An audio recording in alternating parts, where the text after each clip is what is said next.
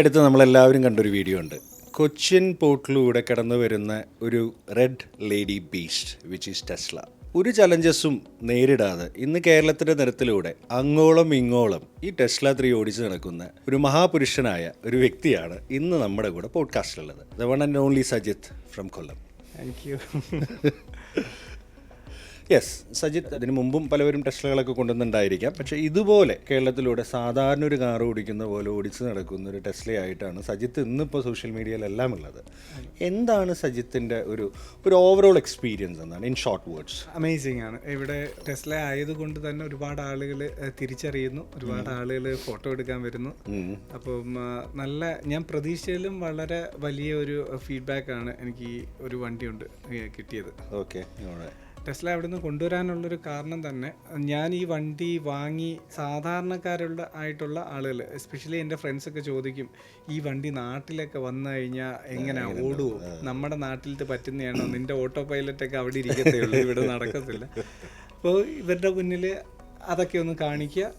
പിന്നെ ടെസ്ല ഏറ്റവും കൂടുതൽ ഇഷ്ടപ്പെടുന്ന കുട്ടികളാണ്. അതെനിക്ക് അവിടെയും അങ്ങനെയാണ്. സുഹൃത്തുക്കളുടെ മക്കൾ വരുമ്പോൾ തന്നെ ഇവർക്ക് ടെസ്ലയിലൊന്ന് കയറണം എന്നുള്ള ആഗ്രഹം കൊണ്ടാണ് മക്കൾ മിക്കപ്പോഴും അവിടെ വരുന്നത്. അപ്പം നമുക്കും നമ്മുടെ നാട്ടിൽ കുറച്ച് കുടുംബത്തിലെ കുട്ടികളെ കാണിക്കാനും മെയിനായിട്ട് കുട്ടികളെ കാണിക്കാനാണ് ഞാനിത് കൊണ്ടുവന്നത്. എത്ര കാലം ഈ വണ്ടി ദുബായിൽ ഉപയോഗിക്കുന്നു? 4 വർഷമായി. 2020 ഡിസംബറിലാണ് നമ്മൾ ടെസ്ല മോഡൽ 3 എടുത്തത്. അപ്പോൾ ആ ഒരു സമയത്ത് മലയാളി കമ്മ്യൂണിറ്റിയിൽ അധികം ആളുകൾ ഇലക്ട്രിക്കിലേക്ക് പോകാൻ മടിക്കുന്ന ഒരു സമയമായിരുന്നു. പക്ഷേ ഞാൻ വളരെ കാലത്തെ ഒരു ടെസ്ല ഫോളോവർ ആയിരുന്നു. അപ്പോൾ അത് അവിടെ ആദ്യം തന്നെ അതിൻ്റെ ഷോറൂം വന്നപ്പോൾ തന്നെ ഞാൻ അവിടുത്തെ, അന്ന് ടെസ്ല മോഡൽ 3 ഇവിടെ ദുബായ് വന്നിട്ടില്ല, അന്ന് മോഡൽ എക്സ് ആണ് എനിക്ക് അവർ ടെസ്റ്റ് ഡ്രൈവ് തന്നത്. അതൊക്കെ പോയി നോക്കി ആ ആദ്യത്തെ ഡ്രൈവിൽ തന്നെ ഞാൻ വിചാരിച്ചു ഇനി ഒരു കാറ് മാറുന്നുണ്ടെങ്കിൽ അത് ടെസ്ല ആയിരിക്കും എന്ന്. സോ ദുബായിലും ആദ്യത്തെ ചലഞ്ച് നിങ്ങൾ തന്നെയാണ് എടുത്തതെന്ന് പറയാം, മലയാളികളുടെ കൂട്ടത്തിൽ വൺ ഓഫ് ദ മലയാളി. മലയാളികളിൽ ഒരുപാട് പേരുണ്ട്, അവർ ചെയ്യുന്ന കാര്യങ്ങൾ മറ്റു പലരും അറിയുന്നില്ല. എന്നെ സംബന്ധിച്ചിടത്തോളം ഞാൻ കുറച്ചുകൂടെ എക്സ്പോസ്ഡ് ആവുന്നതുകൊണ്ടാണ് ഇത് ആവുന്നത്. അപ്പം ഞാൻ എടുത്തു കഴിഞ്ഞപ്പോഴാണ് ചില ആളുകൾ കുറേ മാസങ്ങളായിട്ട് മോഡൽ എസും എക്സും ഒക്കെ ഉപയോഗിക്കുന്നത് അറിയുന്നത്. ആ ഒരു ഇതിൽ എൻ്റെ സുഹൃത്തുക്കളുടെ നെറ്റ്വർക്കിലും എനിക്കറിയാവുന്നവരുടെ നെറ്റ്വർക്കിലും ഞാനാണ് ആ ഒരു ചലഞ്ച് ആദ്യം എടുത്തത്. ഞാൻ എടുത്തത് കൊണ്ട് എൻ്റെ ഏറ്റവും അടുത്ത സുഹൃത്തുക്കൾ വരെ ടെസ്ല മോഡൽ 3 വാങ്ങിയിട്ടുണ്ട്. അപ്പോൾ അത്രയും ഒരു ഇമ്പാക്റ്റ് എൻ്റെ എക്സ്പീരിയൻസിലൂടെ അവർക്ക് അത് കിട്ടിയിട്ടുണ്ട്. അത് ആരും ആ ഒരു തീരുമാനത്തെ റിഗ്രറ്റ് ചെയ്യുന്നതുമില്ല. അതിന് ഒരുപാട് കാരണങ്ങളുണ്ട്, വഴിയെ പറയാം. അപ്പോൾ ഇത് ഏകദേശം ഏതൊരു EV എടുക്കുമ്പോഴും നമ്മൾ നാട്ടിലൊരു വണ്ടി എടുക്കുന്ന പോലെ തന്നെ ഇതിന് എത്ര മൈലേജ് കിട്ടുന്നതാണല്ലോ ചോദ്യം. അതെ, അതിന് പകരം ഇത് എത്ര കിലോമീറ്റർ ഫുൾ ചാർജിൽ പോകും? നമുക്ക് മോഡൽ 3 എൻ്റെ 2020 മോഡലാണ്. അപ്പം 76 കിലോവാട്ടാണ് അതിൻ്റെ ബാറ്ററി കപ്പാസിറ്റി. അപ്പം ടെസ്ല എന്ന് പറയുന്ന മറ്റുള്ള വാഹനങ്ങളെ പോലെ ഇവിടെ നമ്മൾ കണ്ടുവരുന്ന, എനിക്ക് ഇവിടെയും EV ഉണ്ട്. ഒരു ക്യൂരിയോസിറ്റിക്ക് എടുത്ത് വെച്ചിരിക്കുന്ന ടാറ്റ പഞ്ച് EV, പുതിയ പഞ്ച്. 3000 കിലോമീറ്റർ ഓടിയിട്ടുള്ളൂ. ജസ്റ്റ് വല്ലപ്പോഴും നാട്ടിൽ വരുമ്പോൾ ഒന്ന് ഓടിക്കാൻ വേണ്ടി. അത്രയും എനിക്ക് EVയോട് ഭയങ്കര ഇഷ്ടം. അത് മാത്രമല്ല, എനിക്ക് ഓലയുണ്ട്, ഓല ഇലക്ട്രിക് ഉണ്ട്, അങ്ങനെ കുറെ വണ്ടികളുണ്ട്. അപ്പൊ പറഞ്ഞു വന്നത് ഇതിന്റെ റേഞ്ചിന്റെ കാര്യത്തിൽ മറ്റുള്ള വാഹനങ്ങളിൽ ഉള്ളതിനേക്കാൾ ഉപരി ഇതിന് 0 to 100 എന്നുള്ള ഒരു പെർസെന്റേജ് ഉണ്ടല്ലോ. അത് 0 ആയാലും നമുക്ക് എങ്ങനെയാണോ അതിന്റെ പവർ കിട്ടുന്നത് 0 വരെ നമുക്ക് കിട്ടും. 10% ബിലോ ആയി കഴിഞ്ഞാൽ ലിംഫ് മോഡ് അങ്ങനെ ഒരു സംഭവം, അങ്ങനെ ഒന്നുമില്ല. ഇതിന്റെ എൻ്റെ ഒരു ഡ്രൈവിംഗ് രീതി വെച്ചിട്ട് അതിൽ കിട്ടുന്നത് 475 കിലോമീറ്റർ ആണ് എനിക്ക് റേഞ്ച് കിട്ടുന്നത്. ഇത് തന്നെയാണോ ദുബായിലും ഇവിടെയും വണ്ടി ഓടിക്കുമ്പോൾ എങ്ങനെയുണ്ട്? രണ്ടും സെയിം എക്കണോമിക്കലായിട്ട് തന്നെയാണോ കിട്ടുന്നത്? അല്ല, ഇവിടെ വ്യത്യാസമുണ്ട്. റേഞ്ച് ചില സമയത്ത് നമുക്ക് കുറച്ചുകൂടെ ബെറ്റർ ആയിട്ട് കിട്ടുന്നു. ഞാൻ എപ്പോഴും റേഞ്ച് നോക്കുന്നത് ഫുൾ എംറ്റി ആവുന്നതല്ല. അപ്പം ഒരു കിലോമീറ്ററിന് എത്ര കിലോ വാട്ട്സ് യൂസ് ചെയ്തു നോക്കും. അതായത് 147 ഒക്കെയാണ് ഒരു ആവറേജ് നമുക്ക് ടെസ്ലയ്ക്ക് വരുന്നത്. 147 വാട്ട്സ് പെർ കിലോമീറ്റർ. അപ്പോൾ അതിൽ താഴെ വരുവാണെങ്കിൽ ഒരു 120 ഒക്കെ വരുവാണെങ്കിൽ നല്ല മൈലേജ് കിട്ടി. സെയിം ടൈം നമ്മളുടെ ടാറ്റ പഞ്ചിനൊക്കെ ആണെങ്കിൽ എനിക്കൊരു 111 150 നിൽക്കുന്നത്. അത് അത്രയും കൂടെ മൈലേജ് ഉള്ള വണ്ടി എന്ന് പറയുന്നത്. ടാറ്റ പഞ്ച് EVക്ക് വെയിറ്റ് ഒക്കെ കുറവല്ലേ. അങ്ങനെ ഒരു ഏകദേശം എത്ര വെയിറ്റ് ഉണ്ട് ഈ വണ്ടി? ഞാൻ ചോദിക്കാൻ കാരണം, ഞാനിപ്പോൾ അടുത്തൊരു സീൽ എടുത്തിട്ടുണ്ടായിരുന്നു BYD. അതൊരു 2.5 ടൺസ് ഒക്കെയാണ് അവർ വെയിറ്റ് പറയുന്നത്. അത് നമുക്കത് ഓടിക്കുമ്പോൾ ഫീൽ ആവുന്നുണ്ട്. ടെസ്ലയും ഏകദേശം അതിന്റെ ബാറ്ററി കപ്പാസിറ്റി എത്ര? I am not mistaken 84. അപ്പം കുറച്ചുകൂടെ വെയിറ്റ് ഉണ്ടാവാൻ ചാൻസ് ഉണ്ട്. 84 കിലോ. എനിക്ക് തോന്നുന്നു അതിന്റെ ബാറ്ററി കെമിസ്ട്രി എന്ന് പറയുന്നത് ലിഥിയം ഫെറോഫോസ്ഫേറ്റ് ആണെന്ന് തോന്നുന്നു. അപ്പോൾ ബ്ലേഡ് ടെക്നോളജിയാണ്. അപ്പോൾ കുറച്ചുകൂടെ നമുക്ക് ഡേ ടു ഡേ ലൈഫിൽ 100% അത് ചാർജ് ചെയ്യാൻ പറ്റും. ടെസ്ലയ്ക്ക് അത് പറ്റില്ല. ടെസ്ലയ്ക്ക് പറ്റില്ല എന്നല്ല, ടെസ്ലയുടെ ബാറ്ററി പാക്ക് എന്ന് പറയുന്നത് ലിഥിയം അയൺ ബാറ്ററിയാണ്. അപ്പോൾ അവർ എപ്പോഴും നമ്മുടെ മൊബൈൽ ഫോണിലുള്ളത് പോലെ തന്നെ 80% ഡെയിലി ലൈഫിൽ ചാർജ് ചെയ്യണം. ട്രിപ്പ് വല്ലതും പോവുകയാണെങ്കിൽ 90 to 100%. എവറി ഡേ ഇത് ചെയ്യുന്നത് റെക്കമെൻഡഡ് അല്ല. പക്ഷേ ഞാൻ ഇവിടെ വായിച്ചില്ല ഈ ബ്ലേഡ് ബാറ്ററീസ് ടെക്നോളജി BYD ആണ് ടെസ്ലയ്ക്ക് കൊടുക്കുന്നത്. അതെ, അത് സത്യമാണ്. ടെസ്ലയ്ക്ക് സ്വന്തമായിട്ട് ബ്ലേഡ് ടെക്നോളജി ബാറ്ററീസ് ഇല്ല. BYD മോഡൽ Yക്ക് വേണ്ടി ടെസ്ലയ്ക്ക് ബാറ്ററി ഡിസ്ട്രിബ്യൂട്ട് ചെയ്യുന്നു എന്നുള്ളത് സത്യമാണ്. ഇപ്പം നിലവിൽ വേൾഡിലെ സേഫസ്റ്റ് BYDയുടെ ബ്ലേഡ് ടെക്നോളജിയാണ്. അതിന് ഫയർ പ്രൂഫ് ഉണ്ട്, പിന്നെ കുറെ അതിന്റെ ലൈഫും ഇതൊക്കെ വെച്ചിട്ട് സൈക്കിൾസും ഒക്കെ മാറ്റുന്നുണ്ട്. നാട്ടിൽ കുറെ പേര് EV ഉപയോഗിക്കുന്നുണ്ട്, ഞാനും ഉപയോഗിക്കുന്നുണ്ട്. പക്ഷേ ഈ ടെസ്ലയിലുള്ള കുറേ ഫീച്ചേഴ്സ് ഉണ്ട്. അതങ്ങനെയാണല്ലോ ടെസ്ല ബിക്കം സോ ഫേമസ്. ഇനി എനിക്ക് തോന്നുന്നു കുറച്ച് കാലത്തിനുള്ളിൽ ആളില്ലാതെ തന്നെ വേണമെങ്കിൽ ടെസ്ല ഓടി തുടങ്ങും. ഇപ്പോഴും അങ്ങനത്തെ ചില ഫീച്ചേഴ്സ് ഒക്കെ ഓട്ടോ പൈലറ്റ് പോലത്തെ ഉള്ളതൊക്കെ ആളുടെ അടുത്തേക്ക് ടെസ്ല വരുന്നതൊക്കെ പല സോഷ്യൽ മീഡിയയിലും കണ്ടിട്ടുണ്ട്. എനിക്ക് റിയാലിറ്റി അറിയില്ല.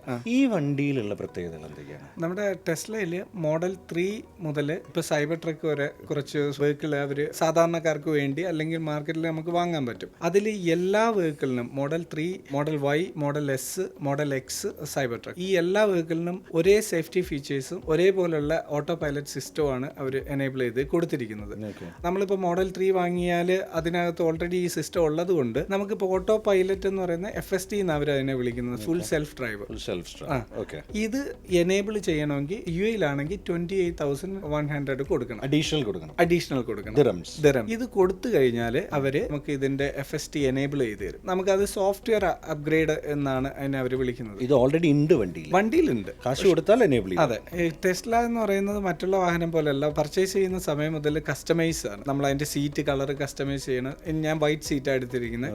അപ്പോൾ അതിന്റെ വൈറ്റ് കളറിന് 4,000 dirhams എക്സ്ട്രാ കൊടുക്കണം. വൈറ്റ് കളർ നോർമൽ എക്സ്റ്റീരിയർ ആണെങ്കിൽ റെഡ് കളർ വേണമെങ്കിൽ 10,000 dirhams എക്സ്ട്രാ കൊടുക്കണം. അങ്ങനെ ഓരോന്നും നമ്മൾ കസ്റ്റമൈസ് ചെയ്യുന്നതിന്റെ ഭാഗത്തിൽ സെൽഫ് ഡ്രൈവും നമുക്ക് പർച്ചേസ് ചെയ്യാം. അതിൽ ഫുൾ സെൽഫ് ഡ്രൈവിന് 28,000 dirhams, എൻഹാൻസ്ഡ് സെൽഫ് ഡ്രൈവിന് 8,100 dirhams ആണ്. ഇത് കൊടുത്തു കഴിഞ്ഞാൽ എന്തൊക്കെ വ്യത്യാസം എന്ന് വെച്ച് കഴിഞ്ഞാൽ ഇവരുടെ റെഗുലേഷൻസ് ഫുള്ളി അപ്രൂവ്ഡ് ആയിട്ടില്ല, ഇപ്പോഴും ടെസ്റ്റിംഗ് പീരീഡിലാണ്. എന്നാൽ US-ലൊക്കെ ആണെങ്കിൽ ബീറ്റ ഉപയോഗിച്ച് തുടങ്ങിയിട്ടുണ്ട്. അപ്പോൾ നമുക്ക് കയറിയിരുന്ന് അതിനകത്ത് മാപ്പ് ഇട്ട് കൊടുത്തു കഴിഞ്ഞാൽ നമുക്ക് എവിടെയാണോ പോകേണ്ടത് അവിടേക്ക് പോകാം.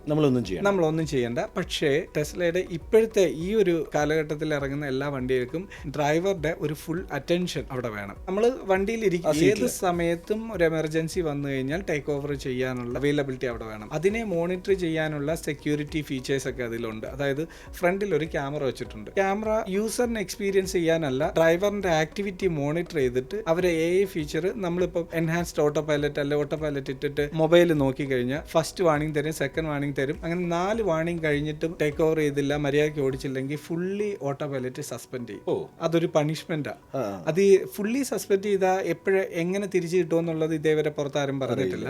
പക്ഷെ എനിക്ക് 1 വീക്ക് സസ്പെൻഷൻ കിട്ടിയിട്ടുണ്ട് ഇതിനു മുമ്പ്. അതായത് അവിടെ നമ്മളുടെ അവിടെ UAE-ൽ FSD ഇല്ലെങ്കിലും നമുക്ക് എൻഹാൻസ്ഡ് ഓട്ടോ പൈലറ്റ് യൂസ് ചെയ്യാൻ പറ്റും. ഓട്ടോ സ്റ്റിയറിന്റെ ഒരു അഡ്വാൻസ്ഡ് വേർഷൻ. ഇപ്പം നമുക്ക് ഇപ്പം മുമ്പിൽ ഒരു വണ്ടി ഉണ്ടെങ്കിൽ അത് ലൈൻ ചേഞ്ച് ചെയ്ത് ഓവർടേക്ക് ചെയ്ത് പോകുന്ന ഒരു വെർഷനുണ്ട് അതിന്. അതൊക്കെ നമുക്ക് ഈ പറയുന്ന ടെസ്ലയിൽ എനേബിൾ ആണ്. അത് യൂസ് ചെയ്യുമ്പോഴും റെസ്പോൺസിബിൾ ആയിട്ട് യൂസ് ചെയ്തിട്ടില്ലെങ്കിൽ തന്നെ നമ്മൾ ആ ഒരു ഫെസിലിറ്റി അവർ ഒഴിവാക്കി. ഇവൻ ദോ നമ്മൾ പൈസ അടച്ചെന്ന് പോയി കിട്ടുമോന്ന് അറിയില്ല. പിന്നെ അത് മേ ബി ഡ്രൈവർ പ്രൊഫൈലുണ്ട്, മേ ബി ആ ഡ്രൈവറിന് ഡിസേബിൾ ചെയ്യുമായിരിക്കും, വേറെ ഡ്രൈവറിന് ചിലപ്പോൾ യൂസ് ചെയ്യാൻ പറ്റും. വ്യക്തിയാണ് ഇമ്പോർട്ടന്റ്. പിന്നെ നമ്മളുടെ കണ്ണിനെയൊക്കെ എപ്പോഴും നമ്മുടെ കണ്ണ് ബ്ലിങ്ക് ചെയ്യുന്നത്, നമ്മൾ ടയേർഡ് ആണോ, നമ്മൾ റോഡിലാണോ നോക്കുന്നത്. പുതിയ വന്ന അപ്ഡേറ്റിൽ നമ്മൾ നേരെ ചൊവ്വേ വണ്ടി ഓടിക്കുകയാണെങ്കിൽ എവറി 10 സെക്കൻഡിൽ നമ്മൾ സ്റ്റിയറിംഗിൽ ഫീഡ്ബാക്ക് കൊടുക്കണ്ട. അതല്ല, നമ്മൾ അലക്ഷ്യമായാണ് ഓടിക്കുന്നതെങ്കിൽ 5 to 10 സെക്കൻഡിൽ സ്റ്റിയറിംഗിൽ ഫീഡ്ബാക്ക് കൊടുക്കണം. ഓട്ടോ സ്റ്റിയർ ഓപ്ഷൻ എടുക്കും. അങ്ങനെയൊക്കെ ഉണ്ട്. അതെല്ലാം ഈ ക്യാമറ ഉപയോഗിച്ചിട്ടാണ് അവർ. ഈ ഫെസിലിറ്റി നമ്മൾ ഇന്ത്യയിൽ ഓടിക്കാൻ പറ്റുമോ? ഞാനിവിടെ ഒന്ന് ചെറുതായിട്ടൊന്ന് ട്രൈ ചെയ്തു. ഇവിടുത്തെ ഒരു പ്രശ്നം എന്ന് വെച്ച് കഴിഞ്ഞാൽ ഇന്ത്യൻ റോഡ്സ് പലയിടത്തും പ്രോപ്പർ ലൈൻഡ് അല്ല. നമ്മുടെ ടെസ്ല മോഡൽ 3-ൽ ടെസ്ല വിഷൻ എന്ന് പറയും, ഏകദേശം 9ഓളം ക്യാമറകൾ ഇൻസ്റ്റാൾ ചെയ്തിട്ടുണ്ട് ടെസ്ലയ്ക്ക് ചുറ്റും.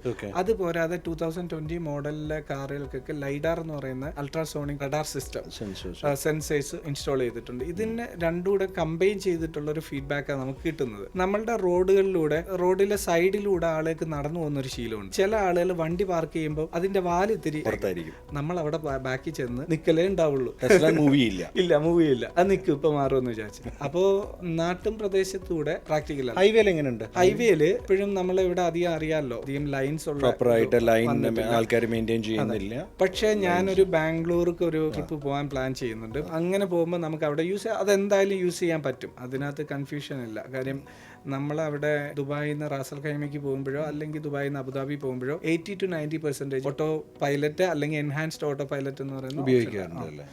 അതിൻ്റെ ഒരു ഡ്രൈവിംഗ് ഭയങ്കര ഈസി ആക്കും. ഇപ്പം സീൽ ഉണ്ടാവും ഈ ഓപ്ഷൻ അഡാപ്റ്റീവ് ക്രൂസ് കൺട്രോൾ.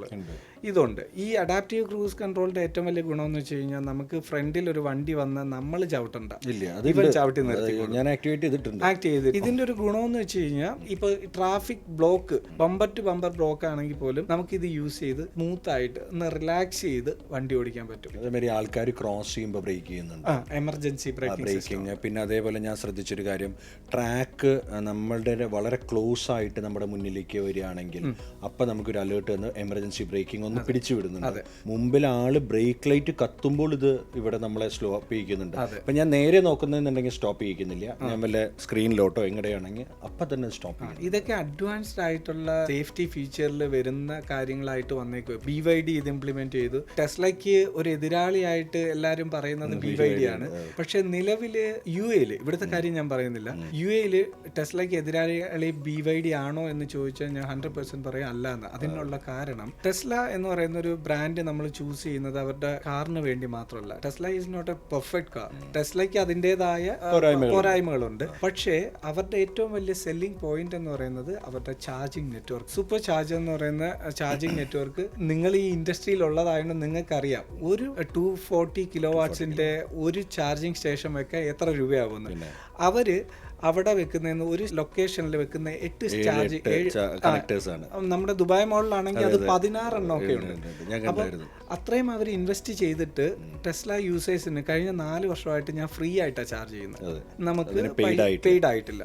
അപ്പോൾ അവർ ഇന്ത്യയിലേക്ക് വരുവാണെങ്കിലും നമുക്ക് എക്സ്പെക്ട് ചെയ്യാം ഭയങ്കര വലിയൊരു ചാർജിങ് നെറ്റ്വർക്ക് അവർ കൊണ്ടുവരും. പക്ഷെ അത് അവരുടെ വണ്ടിക്ക് മാത്രമായിരിക്കും. ടെസ്ല ഇന്ത്യയിലേക്ക് കൊണ്ടുവന്ന് ചാർജിങ് നെറ്റ്വർക്ക് ഇല്ലെങ്കിൽ ആ ടെസ്ല എത്ര കണ്ട് വിറ്റ് പോകുമെന്ന് നമുക്ക് പറയാൻ പറ്റും. മറ്റുള്ള BMW അല്ലെങ്കിൽ ബെൻസോ ആ ഒരു കാറിന്റെ കാറ്റഗറിയിൽ നമ്മൾ കാണത്തേ ഉള്ളൂ. ദുബായിൽ എല്ലാവരും BYDക്ക് മുകളിൽ ടെസ്ല ചൂസ് ചെയ്യുന്നത് ഈ ചാർജിങ് നെറ്റ്വർക്ക് ഉള്ളതുകൊണ്ടാണ് അല്ലേ? BYD സീലൊക്കെ ദുബായിൽ വന്നു തുടങ്ങി ഉണ്ട്, ആൾക്കാർ എടുക്കുന്നുണ്ട്.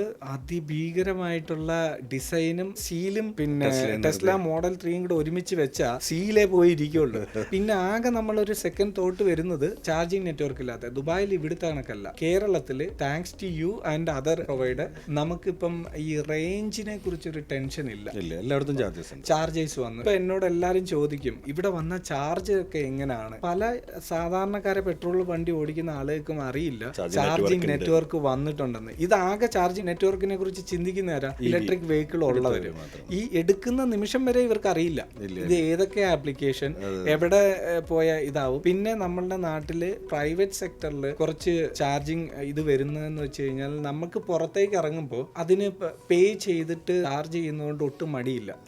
പക്ഷേ ഈസി ആയിട്ടുള്ള കണക്ടിവിറ്റി വേണം. ഞാൻ ഇവിടെ വന്നിട്ട് ട്രൈ ചെയ്തിട്ടുള്ള നെറ്റ്വർക്കിൽ ഏറ്റവും നിങ്ങൾ ഇപ്പൊ എന്നെ ഇത് വിളിച്ചോണ്ട് ഞാൻ പറയുമല്ല, എനിക്ക് ഏറ്റവും ഈസിനെസ് തോന്നിയത് ഗോയിസിയുടെ ആണ്. റിസീവിംഗ് കപ്പാസിറ്റി എത്ര വരും? 240. ഞാനത് ട്രൈ ചെയ്ത് ഇവിടെ കിയയുടെ ഒരു ഞാൻ അവിടെ പോയി ട്രൈ ചെയ്തു. അതിനകത്ത് എനിക്ക് 20 മിനിറ്റ്സ് കൊണ്ട് 30 100 ചാർജ് ചെയ്യാൻ പറ്റി. അതായത് 95. അത് കഴിഞ്ഞിട്ട് പിന്നെ ആക്റ്റീവ് സെൽ ബാലൻസിങ് വെച്ചിട്ട് ടെസ്ലയിലെ ആക്റ്റീവ് സെൽ ബാലൻസിംഗ് എന്ന് വെച്ച് കഴിഞ്ഞാൽ നമ്മളിപ്പം സൂപ്പർ ചാർജിങ് നെറ്റ്വർക്കിലേക്ക് പോകാൻ വേണ്ടി കമാൻഡ് കൊടുക്കുമ്പോൾ തന്നെ നമ്മളുടെ ബാറ്ററി പ്രീ കണ്ടീഷൻ ചെയ്യും. അതാണ് അവരുടെ ഒരു നെറ്റ്വർക്കുമായിട്ടുള്ള ഒരു കണക്ഷൻ. നമ്മളുടെ വണ്ടി അങ്ങോട്ടേക്ക് പോകുന്നു, ബാറ്ററി ഒപ്റ്റിമൈസസ് ടെമ്പറേച്ചർ ഒപ്റ്റിമൈസ് ചെയ്യും. ഞാനിപ്പോൾ MG ഉപയോഗിക്കുന്നുണ്ട്, ടാറ്റ ഉപയോഗിക്കുന്നുണ്ട്, BYD ഉപയോഗിക്കുന്നുണ്ട്. ഞാൻ കണ്ടിട്ടുള്ള ഏറ്റവും വലിയൊരു പ്രത്യേകത എന്ന് പറഞ്ഞാൽ BYD 99% കൊണ്ടുപോയി കുത്തിയാലും 60 കിലോവാട്ടിന്റെ ചാർജർ ആണെങ്കിൽ 60 കിലോവാട്ട് എടുക്കും. ശരി, ഒരു എന്താ പറയുക, ഞാനിപ്പോൾ ഷോറൂമിൽ ചോദിച്ചു, ഇപ്പോൾ നമ്മളിപ്പോൾ ടാറ്റയ്ക്ക് എടുക്കുമ്പോൾ അവർ പറയുന്നുണ്ട് നിങ്ങൾ 5 വട്ടം AC ചെയ്താൽ 1 വട്ടം DC ചെയ്യൂ, ഇങ്ങനെയൊക്കെ പല നിയമങ്ങൾ പറയുന്നുണ്ട്. വിച്ച് ഐ എം നോട്ട്, എനിക്ക് കറക്റ്റ് അവെയർ അല്ല, എന്തൊക്കെയോ നിയമങ്ങളുണ്ട്. BYDയുടെ ഷോറൂമിൽ നമ്മൾ ചോദിച്ചപ്പോൾ അവർ പറഞ്ഞിട്ട കാര്യമുള്ളൂ, സാർ എപ്പോൾ ചാർജ് ചെയ്യുമ്പോഴും 100% ആക്കാൻ വേണ്ടി ശ്രമിക്കുക, അതെ, പകുതിക്ക് ഡിസ്കണക്ട് ചെയ്ത് പോകാതിരിക്കുക, പിന്നെ പരമാവധി 20% താഴെ ആയതിനു ശേഷം ഫുൾ ചാർജ് ചെയ്യാം. ഓക്കെ, അതാണ് നിങ്ങളുടെ ബാറ്ററി ലൈഫിന് ഏറ്റവും നല്ലത് എന്നാണ് പറഞ്ഞത്. അവർ പറഞ്ഞു AC DC-യിൽ ഒരു മാറ്റങ്ങളും ഇല്ല, അതിൻ്റെ സൈക്കിൾസിന് ഒരു മാറ്റങ്ങളും വരില്ല, നിങ്ങൾ AC ചാർജ് ചെയ്തോ DC ചാർജ് ചെയ്തോ, പക്ഷേ 100 ആക്കണം ഓക്കെ എന്നാണ് അവർ നമ്മളോട് പറഞ്ഞത്. ഇത് എനിക്ക് തോന്നുന്നു ഓരോ ബാറ്ററിയുടെയും ഓരോ ഇതിൻ്റെയും ഒരു വാഹനത്തിൻ്റെ അതേ ഒപ്പീനിയൻ വേറൊന്നിലേക്ക് നമുക്ക് ഫോളോ ചെയ്യാൻ പറ്റത്തില്ല. കാര്യം അതെനിക്ക് തോന്നുന്നു കുറച്ചുകൂടെ യൂണിഫൈഡ് ആവാൻ വേണ്ടി കുറച്ച് ടൈം എടുക്കുമായിരിക്കും. പക്ഷെ ടെസ്ല പറയുന്നത് എൻറ്റയർലി ഡിഫറെൻറ്റാണ്. എനിക്ക് 30 താഴെ പോകാൻ പാടില്ല ടെസ്ലയുടെ റെക്കമെൻഡ് ചെയ്യുന്നത്. 80ക്ക് എബോ എപ്പോഴും പോകാൻ റെക്കമെൻഡ് ചെയ്യുന്നില്ല, ലോങ് ഡ്രൈവിൽ മാത്രം. അപ്പം അവരുടെ ഒരു വേറെ സ്റ്റൈല്. പക്ഷേ BYD എന്നോട് പറഞ്ഞു, BYD ഞാൻ പറഞ്ഞല്ലോ ആ വണ്ടിയുണ്ട്, നിങ്ങൾ ഫുൾ ഇത് ചാർജ് ചെയ്തോളൂ, അങ്ങനെയുള്ള കാര്യങ്ങളാണ്. പക്ഷേ ഇവിടെ ടാറ്റ എടുത്തപ്പോൾ ഞാൻ പിന്നെ ടാറ്റയുടെ ഇത് നോക്കാറില്ല. ഒരു വട്ടം ചാർജ് ചെയ്താൽ ഒരുപാട് വണ്ടിയുണ്ടെങ്കിൽ MG ഉണ്ട്, ടാറ്റയുണ്ട്. ഇപ്പോൾ ഇതുകൂടെ കൊണ്ടുവന്നപ്പോൾ ഞാൻ ഒരാളെ ഉള്ളൂ ഇതെല്ലാം കൂടെ എടുത്തുകൊണ്ട് കിടക്കുക. അപ്പോൾ പിന്നെ നമ്മളെല്ലാத்தைയും ഒരു വട്ടം ചാർജ് ചെയ്താൽ അത് ഒരുപാട് നാളത്തേക്കുണ്ട്. വീട്ടിൽ പിന്നെ സോളാറും വെച്ചിട്ടുണ്ട്. നമ്മളിപ്പോൾ ഗോയിഷിയെ കുറിച്ച് പറഞ്ഞു, നമ്മൾ നല്ല നെറ്റ്വർക്ക് തരുന്നു എന്ന് പറഞ്ഞു. നമ്മളെപ്പോഴും ഒരു എൻഡ് യൂസറിൻ്റെ അടുത്ത് നിന്ന് നമ്മൾ അറിയാൻ ശ്രമിക്കുന്നു. ഈ ചാർജേഴ്സിനെ സംബന്ധിച്ചിടത്തോളം ചാർജേഴ്സിൻ്റെ ഉള്ളിൽ സർട്ടൻ ഫേംവെയർ ഉണ്ട്, അതേപോലെ തന്നെ വെഹിക്കിൾസിൻ്റെ ഉള്ളിലും സർട്ടൻ ഫേംവെയർ ഉണ്ട്. ഈ 2 പേരും കൂടി ഹാൻഡ് ഷേക്ക് ചെയ്യുമ്പോൾ ഈ മെസ്സേജസ് അന്യോന്യം പാസ് ചെയ്യുമ്പോഴാണ് ആർ യു സേഫ് എന്ന് പറഞ്ഞിട്ടാണ് ഇവർ ഹാൻഡ് ഷേക്ക് ചെയ്ത് സ്റ്റാർട്ട് ചെയ്യുന്നത്. ഇപ്പോൾ നമ്മൾ നിരന്തരമായി കണ്ടുവരുന്നത് ചില OEMs-ന്റെ ഫേംവെയർസ് ഫ്രീക്വൻ്റ്ലി അപ്ഡേറ്റ് ആവുന്നുണ്ട്. അപ്പോൾ ഞാൻ ചോദിക്കുന്നത്, ഇപ്പോൾ ദുബായിൽ കണ്ടിന്യൂസ്ലി ടെസ്ല ഉപയോഗിക്കുന്ന ഒരാളാണ്, അങ്ങനൊരു അതിലും ഒരു സോഫ്റ്റ്വെയറോ ഫേംവെയർ അപ്ഡേഷനോ ടെസ്ലയിലും ചെയ്യാറുണ്ടോ Tesla company? Tesla every week നമ്മളുടെ ഇതിൽ OTA വരുന്നുണ്ട്. അത് നമുക്ക് വൈഫൈ കണക്ട് ചെയ്തിട്ടാണെങ്കിൽ അങ്ങനെ, അതല്ലാതെ അവർക്കൊരു പ്രീമിയം കണക്ടിവിറ്റി ഉണ്ട്. അതിൽ നമുക്ക് ഈ സോഫ്റ്റ്വെയർ എല്ലാം അതിനകത്ത് ഇൻക്ലൂഡിങ് നമ്മളുടെ BMS-ൻ്റെ സോഫ്റ്റ്വെയർ അപ്ഡേറ്റ്സ് ഉണ്ട്. നമ്മുടെ ഓവറോൾ സിസ്റ്റത്തിൻ്റെ സ്റ്റെബിലിറ്റിക്ക് വേണ്ടിയുള്ളതും മറ്റുള്ള ഫീച്ചേഴ്സിൻ്റെ ഉള്ള എല്ലാ അപ്ഡേറ്റ്സും എല്ലാം വരുന്നുണ്ട്. നമ്മുടെ വണ്ടി റെഗുലറായിട്ട് അപ്ഡേറ്റ് ചെയ്യുന്നുണ്ട്. പക്ഷേ BYD-യുടെ ഞാൻ അത് വണ്ടി വാങ്ങിയതേ ഉള്ളൂ, എനിക്ക് അതിനെക്കുറിച്ച് പറയാറായിട്ടില്ല. ഇതിലാണ് ഏറ്റവും വലിയ പ്ലസ് പോയിന്റ്. എയ്തർ ഇതിനെയാണ് കോപ്പി അടിക്കുന്നത്, ടെസ്ലയാണ്. എന്തുകൊണ്ടാണെന്ന് വെച്ച് കഴിഞ്ഞാൽ വെഹിക്കിൾസിനെ ഒരു OEM ഒരു R&D കഴിഞ്ഞ ഒരു വെഹിക്കിൾ ഇത്രയും ടെസ്റ്റിംഗ് പ്രോസസ്സ് കഴിഞ്ഞ് റോട്ടിൽ ഇറക്കി കഴിഞ്ഞ് കഴിഞ്ഞാൽ ആ വണ്ടി 100% ഓക്കെ ആയിട്ടാണ് ഒരു എൻഡ് യൂസറിന് കൊടുക്കുന്നത് പുറത്തൊക്കെ, എസ്പെഷ്യലി ലൈക്ക് ടെസ്ല. ഇത് കൊടുക്കുന്ന സമയത്ത് ഇവർക്ക് അറിയാം റിയൽ ടൈം എക്സ്പീരിയൻസിൽ വരുന്ന ഗ്ലിച്ചസ് ഇവർക്ക് അപ്പപ്പോൾ സോഫ്റ്റ്വെയറിലോ ഫേംവെയറിലോ കറക്റ്റ് ചെയ്യണം എന്നുള്ളത്. പക്ഷെ പ്ലസ് പോയിന്റ് ഓഫ് ടെസ്ല എന്ന് പറയുന്നത് ടെസ്ലയുടെ ആ കാർ ഇറക്കുന്ന അതേപോലെ ചാർജേഴ്സും ഉണ്ട്. ഇത് രണ്ടും അവരുടെയാണ്. അപ്പോൾ ഇവിടെ ചെയ്യുന്ന അപ്ഡേറ്റ് അവർക്ക് റിമോട്ട്ലി അതിൽ ചെയ്താൽ മതി. പിന്നെ വണ്ടി ചെല്ലുമ്പോൾ റെക്കഗ്നൈസ് ചെയ്യുക എന്ന് പറയുന്നത് വളരെ സ്മൂത്ത് ആയിട്ടുള്ള ആക്ടിവിറ്റി. ഒരു ഉദാഹരണം പറയാന്നുണ്ടെങ്കിൽ XUV 400 എന്ന് പറഞ്ഞൊരു വണ്ടി ഇറങ്ങിയ കാലഘട്ടത്തിൽ ഒരു വണ്ടി സ്ഥിരമായി ലുലു മാളിൽ വന്നാൽ ചാർജ് ആവില്ല. 30 കിലോവാട്ടിന്റെ ചാർജറിലാവില്ല, അല്ല 30 ആണ് കുത്തുന്നത്. എന്നാൽ ഇതേ വ്യക്തി മറ്റേതിലൊക്കെ കുത്തി നോക്കിയിട്ടുണ്ട്, പക്ഷേ ഇതേ വ്യക്തി തന്നെ ഒബ്രോൺ മാളിൽ പോയി കഴിഞ്ഞാൽ ചാർജ് ആവും. സെയിം ഞങ്ങൾ ചാർജ് ചെയ്തു. എവിടെ? ഒബ്രോൺ മാളിൽ പോയി ചാർജ് ചെയ്യും. അവിടെ 60 കിലോവാട്ടിന്റെ ചാർജറാണ് പിരിക്കുന്നത്. ഇപ്പോൾ എൻഹാൻസ് ചെയ്യുന്നുണ്ട്, ചാർജസ് കൂട്ടുകയാണ്. അവിടെ 2 നമ്പേഴ്സും കൂടി 80 ആണ് വരാൻ പോകുന്നത്. ഇനി ഞങ്ങളെല്ലാം കോൺസെൻട്രേറ്റ് ചെയ്യുന്ന 80 ആണ്. നമ്മൾ CVR കേരള സ്റ്റാർട്ടപ്പ് കമ്പനി, നമ്മളൊരു ഇന്ത്യൻ കമ്പനിയാണ്. ഇന്ത്യയിലുള്ള റെവല്യൂഷന്റെ കൂടിയാണ് നമ്മൾ മൂവ് ചെയ്യുന്നത്. ഈവൻ ദോ ഇപ്പോൾ 240 ടെസ്ല എടുക്കും, എൻ്റെ BYD 150 കിലോവാട്ട് എടുക്കുന്നതാണ് അവർ പറയുന്നത്. പക്ഷേ എന്നിരുന്നാൽ പോലും ഒരു കോമൺ മാൻ കാർ എന്ന് പറയുന്നത് ടാറ്റയാണ്. പക്ഷെ ഇപ്പോൾ MGയുടെ ഒരു പ്രൈസ് ഡ്രോപ്പ് വന്നപ്പോൾ MG നെക്സോണെ ബീറ്റ് ചെയ്ത് കയറി വന്നിട്ടുണ്ട് മാർക്കറ്റിൽ. ഒരു 18 ലക്ഷം 20 ലക്ഷത്തിന് ഒരു മോഡൽ അവർ 50 കിലോവാട്ടിന്റെ ഒരു വെഹിക്കിൾ ഇറക്കിയപ്പോൾ MG സെറ്റ് CV ആണ്. അതുകൊണ്ട് അവർ ചെറുതായി മാർക്കറ്റ് പിടിക്കേണ്ട. MGയുടെ ഫീഡ്ബാക്കും നല്ലതാണ്. പക്ഷെ നമ്മൾ നോക്കുന്നത്, ഇന്നാളിപ്പോൾ ടാറ്റയുമായിട്ടുള്ളൊരു മീറ്റിംഗിൽ ടാറ്റ പറഞ്ഞത് 80% ഓഫ് EV മാർക്കറ്റ് കോൺക്രീറ്റ് ചെയ്തിട്ടുള്ള ടാറ്റയാണ് ഇന്ത്യയിൽ. അതിൽ 40% ഓഫ് ബിസിനസ് വരുന്നത് കേരളത്തിൽ നിന്നാണ്. വളരെ സർപ്രൈസിങ് ആയിട്ടുള്ള ഫാക്ടറാണ്. അപ്പോൾ നമ്മൾ ടാറ്റയുടെ ആൾക്കാരാണ്. ഇപ്പോൾ നമ്മുടെ യൂസേഴ്സിനെ നോക്കുകയാണെങ്കിൽ ഏറ്റവും കൂടുതൽ ടാറ്റയുടെ യൂസേഴ്സാണ്. അപ്പോൾ ടാറ്റയിൽ എന്തൊക്കെ പ്രശ്നങ്ങൾ വരുന്നു അതിനെ ഇമ്മീഡിയറ്റ്ലി കറക്റ്റ് ചെയ്യുക എന്നുള്ളതാണ്. കാരണം ഞങ്ങളുടെയും 80% ടാറ്റക്കാർ തന്നെയാണ്. പക്ഷേ അതേപോലെ തന്നെ ഇപ്പോൾ MG കയറി വരുന്നുണ്ട്. പിന്നെ ഇപ്പോൾ മഹീന്ദ്ര അത്ര ക്രൗഡ് പുൾ ചെയ്ത് കിട്ടിയിട്ടില്ല എന്ന് തോന്നുന്നുണ്ട്. മേ ബി അവർ പുതിയ മോഡലുകൾ വരും പറയും. എൻ്റെ ഒരു വലിയ സംശയം ഉണ്ടായിരുന്നത്, ഞാൻ നിങ്ങളൊരു ഗോയിസിയുടെ ചാർജിങ് സ്റ്റേഷനിൽ ചാർജ് ചെയ്യുന്നത് ഞാൻ കണ്ടു.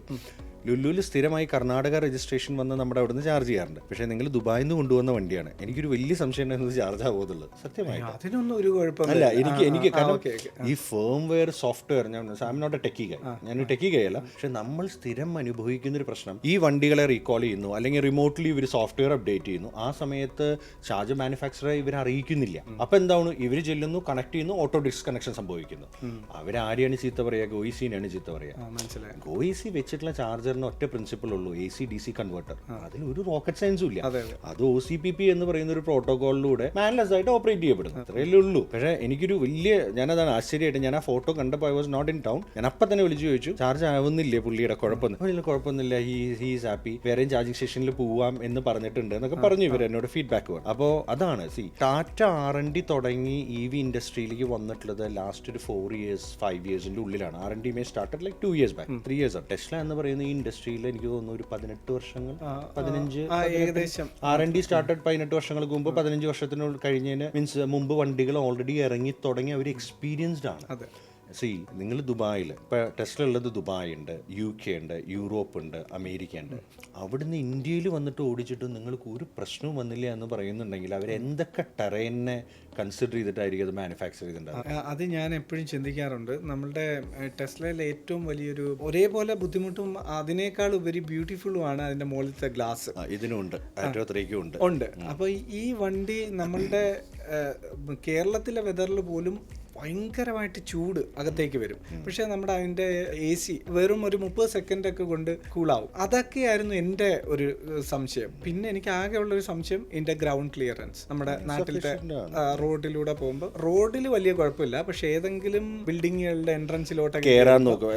ദുബായിൽ എന്നൊക്കെ പറഞ്ഞ സ്റ്റാൻഡേർഡ് ഹൈറ്റ് ഉണ്ട്, ഫുട്പാത്ത്, ബാരിയേഴ്സ്.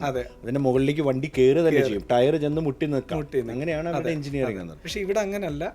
പൃഥ്വിരാജിന്റെ അമ്മ പറഞ്ഞ പോലെ അതേ അവസ്ഥയാണ്. അപ്പൊ ഈ ഒരു 1-2 സംശയം അല്ലാതെ എനിക്ക് ചാർജിങ്ങിന്റെ കാര്യത്തിൽ ഒട്ടും ഡൗട്ട് ഇല്ലായിരുന്നു. കാര്യം ഞാൻ ഇതിനെ കുറിച്ച് കുറെ റിസർച്ച് ചെയ്തായിരുന്നു ഇതിങ്ങോട്ട് കൊണ്ടുവരുന്നതിന് മുമ്പ്. ഇനിയിപ്പോ വേഴ്സ്റ്റ് കേസിൽ നടന്നില്ലെങ്കിൽ വീട്ടിൽ നിന്ന് ചാർജ് ചെയ്യാൻ ഞാൻ ഇതിന്റെ പോർട്ടബിൾ ചാർജറുമായിട്ടാണ് വന്നത്, ടെസ്ലയുടെ.